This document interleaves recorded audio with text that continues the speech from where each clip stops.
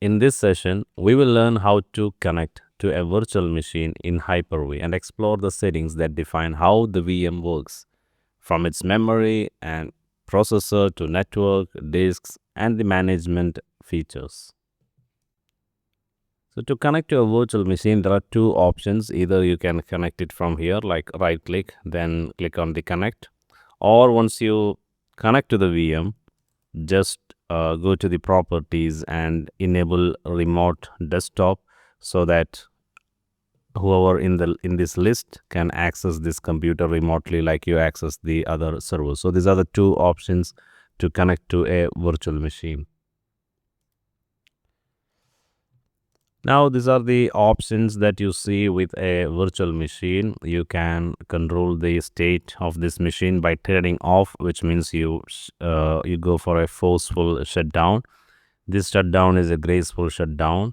You can pause the VM like this. You can save the state of the virtual machine. So it is like turned off, but it saved the state of the machine. That means if you kept open any notepad with some information written on top of it, but you didn't save, still with the save option, you will be able to access it. So you can see that it is not locked. For example, let me open this, and I'm gonna save this like this.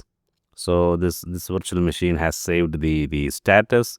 Then I'm gonna start, then I'm connecting to it. Then you can see that it's still open as it is. So if you shut down it, then of course this notepad will be closed and without saving the information written on it. So this is the difference between save and shut down. Then you can migrate the virtual machine. You can export the VM. We will discuss this later. If you want to rename the VM, you can rename. Then enable replication is about replicating this virtual machine to another Hyper-V.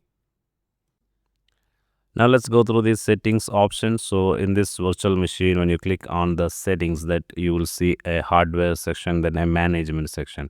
So in the hardware section, it starts from the add hardware option. So you can add additional network card here. And this is the firmware option. So in the firmware, you can see here the options. Here you configure the boot order of virtual machine, the sequence that hypervisor check to load the operating system. So the first one is UEFI system. The second one is a DVD drive, then a network adapter, then hard drive, then the second network adapter. So this is the boot order. You can adjust by clicking up, move up and down. Then secure boot is, as you can see here, security option, secure boot enabled, ensures only signed operating system loader can boot. Then also there is TPM. It supports BitLocker, Windows Hello. So whatever you get on the physical machine, you get here also. Then shielding is there, which protects the virtual machine content from the host itself. So this kind of security setting let you to protect your virtual machine during the boot and the runtime.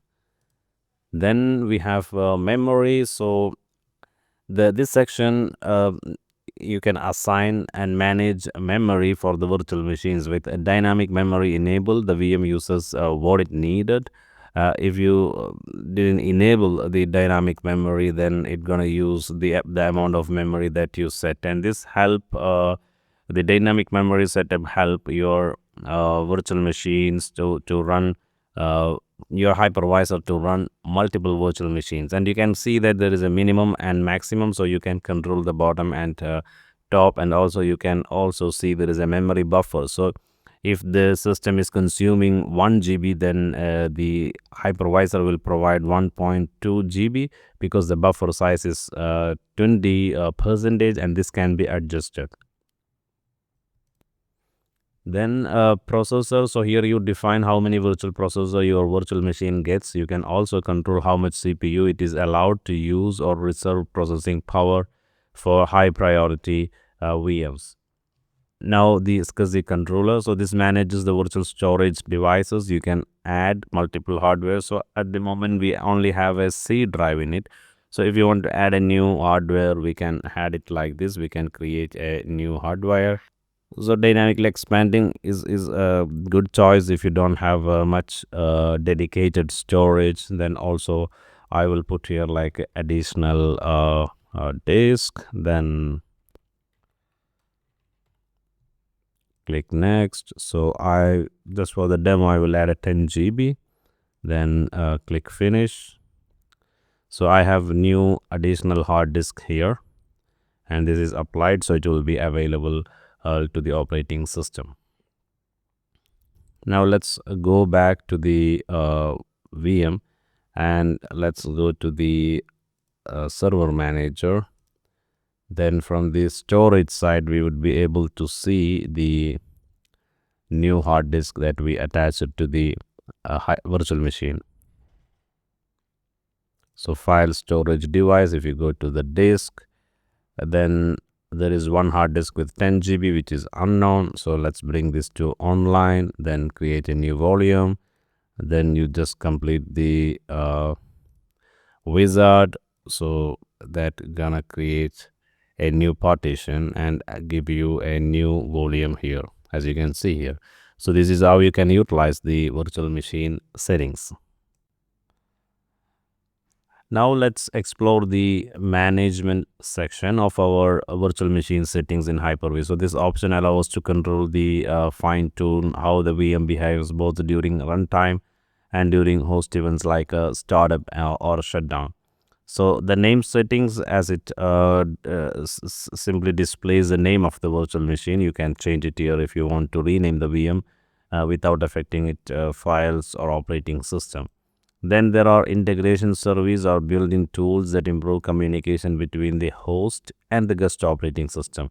And this enable the features like time synchronization, data exchange between the host and virtual machine, heartbeat monitoring, then shutdown commands. So these are by default enabled. If you want to control this, of course you can control it from here.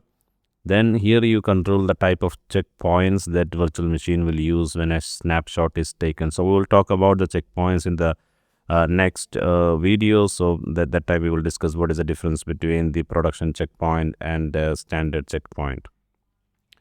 Then smart paging comes into the play when the host server is low on available RAM or VM startup. So the system temporarily uses a disk-based paging file to ensure the VM can still start. So here the default location where the smart paging file will be stored if needed. So this is also good for the case where you have a low memory RAM on your server, and this will be utilized. Then the automatic start section. So the settings determines whether what happened to a VM when Hyper-V host itself boots up. So automatically start if it was running when the service stopped. So this is clear when if the virtual machine was running while the host was restarting, then when the host came back, the VM will start automatically. That's what it means. And if you don't want this, then you can change the choice here, and also you can put a startup delay here. Then automatic stop, these settings define how the VM behaves when Hyper-V host is shutting down. So this is another option where you can control what to do when the host is going to off. So you can see save the virtual machine state. This is the current selection. But if you want to shut down the virtual machine, or if you want to turn off, that means like a forceful power off of the VM, then you can choose based on your requirement. So that's all. We talked about the hardware options, management options, and the options that available with virtual machines in Hyper-V in brief. Now in the next video we're gonna see how to export and import the virtual machines, and then following video we will also see how to use checkpoints.